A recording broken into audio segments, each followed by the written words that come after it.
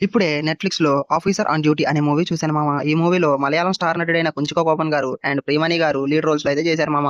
And ఈ movie ఫిబ్రవరి 20న release అయ్యి మలయాళంలో బ్లాక్ బస్టర్ అయింది మామ. ఈ నెల 14న తెలుగులో కూడా రిలీజ్ అయింది. అండ్ ఎక్కువ ప్రమోషన్స్ ఏం చేయకపోవడం వల్ల ఈ మూవీ గురించి పెద్దగా అయితే తెలియలేదు. ఇప్పుడు ఫైనల్లీ నెట్‌ఫ్లిక్స్‌లోకి అయితే వచ్చేసింది మూవీ. ఈ మూవీ చూసాక నా ఫీలింగ్ చెప్పాలంటే ఓకే బావుంది. అండ్ ఒక క్రైమ్ థ్రిల్లర్ నచ్చే వాళ్ళకి మాత్రం సినిమా చాలా బా నచ్చుతుంది. సీట్లలో అలా కూర్చోబెట్టేసిద్దనమాట. అంత ఇంట్రెస్ట్‌గా సాగింది మూవీ.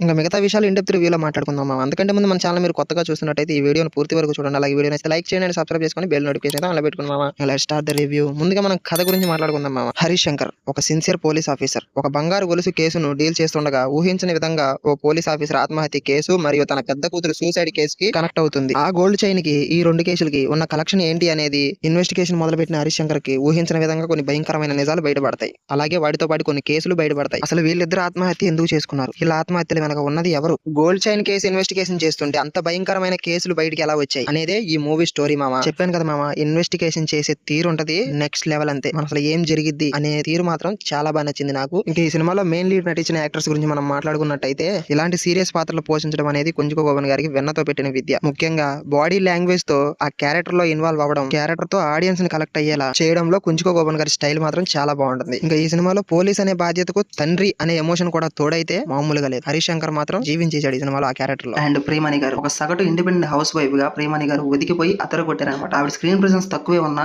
నిజంగా చాలా గ్రిప్పింగ్ గా రాసుకున్నారు ఆవిడ క్యారెక్టర్ ని. అండ్ జగదీష్ గారు ఒక బస్సు కండక్టర్ క్యారెక్టర్ లో చాలా బాగా చేశాడు ఆయన కూడా. అండ్ ఇందులో విలన్స్ గా యంగ్ క్యారెక్టర్ తీసుకొచ్చారు. మరి ఎక్కడి నుంచి తెచ్చారో తెలియదులే కానీ నిజంగా చాలా రియలిస్టిక్ గా రాసుకున్నారు అనమాట వాళ్ళ క్యారెక్టర్ ని. వాళ్ళు వచ్చినప్పుడు నిజంగా వాళ్ళు మన కళ్ళ ముందు వాళ్ళు ఉంటే మనకు కూడా చిరాకు అసహ్యం వేస్తుంది అనమాట. వాళ్ళని చూస్తే అంత దారుణంగా చేశారు వాళ్ళ క్యారెక్టర్లు. అమ్మో మరీ దారుణం వాళ్ళ క్యారెక్టర్లు మాత్రం. ఇంకా ప్లస్ పాయింట్స్ గురించి మాట్లాడుకున్నట్టయితే మూవీ స్టార్టింగ్ నుంచే డైరెక్టర్ జిత్తు అస్రఫ్ ఒక మూడ్ లోకి తీసుకెళ్లిన విధానం అయితే చాలా బాగుంది. సినిమాలో పాత్రలు కూడా చాలా బలంగా ఉన్నాయి. ముఖ్యంగా హీరో పాత్రకు ఒక సమస్య ఉందని ముందు నుంచే చెబుతూ వచ్చి ఆ సమస్య ఏంటి, ఎందుకు వచ్చింది అనేది రివీల్ చేస్తూ వెళ్ళిన విధానం చాలా బాగుంది. చాలా సీన్స్ లో టెన్షన్ బిల్డ్ చేస్తూ దర్శకుడు సీన్స్ ని ఎలివేట్ చేయడం చాలా బాగుంది. ఇంకా మైనస్ పాయింట్స్ గురించి మాట్లాడుకున్నట్టయితే ఇన్వెస్టిగేషన్ అండ్ ఎమోషనల్ యాక్షన్ డ్రామాగా సాగిన ఈ ఆఫీసర్ అండ్ డ్యూటీ అనే సినిమా కొన్ని థ్రిల్లింగ్స్ ఎలిమెంట్స్ బాగున్నా సినిమా పూర్తి స్థాయిలో అందరికి నచ్చకపోవచ్చు. చిత్తు అసలు డైరెక్షన్ బాగున్నా తీసుకున్న స్క్రిప్ట్ లో విషయం లేదు. ఈ సినిమాలో చెప్పుకోవడానికి గుడ్ పాయింట్స్ ఉన్నా గానీ మెయిన్ గా కొన్ని సీన్స్ ఇంట్రెస్టింగ్ గా సాగలేదు. ఫస్ట్ హాఫ్ చాలా బాగుంది, సెకండ్ హాఫ్ కొంచెం స్లో అనిపించింది. నిజానికి ఓ సిఐకి ఎన్ని సమస్యలు ఉంటాయి, వారి జాబ్ లో ఎంత సీరియస్ ఉంటుందో చాలా క్లారిటీగా చూపించారు. సినిమాలో ఇంట్రెస్టింగ్ గా సాగే సీన్స్ చాలా ఉన్నప్పటికీ ఎందుకో మనకి కొంచెం స్లో అనిపించింది. అలాగే ఈ సినిమాకి అవసరం లేని సీన్స్ కూడా చాలా ఎక్కువగానే ఉన్నాయి ఈ సినిమాలో. వాటి వల్ల మెయిన్ గా సాగే కొన్ని సీన్స్ మనకు అర్థం కానట్టుగా ఉంటాయి. ముఖ్యంగా మనం మాట్లాడుకోవాల్సింది ఈ సినిమాలో 2 ఫైట్ సీన్స్ ఉంటాయి. ఒకటి మార్చరీలో ఉంటుంది, ఇంకోటి ప్రీ క్లైమాక్స్ లో ఉంటుంది.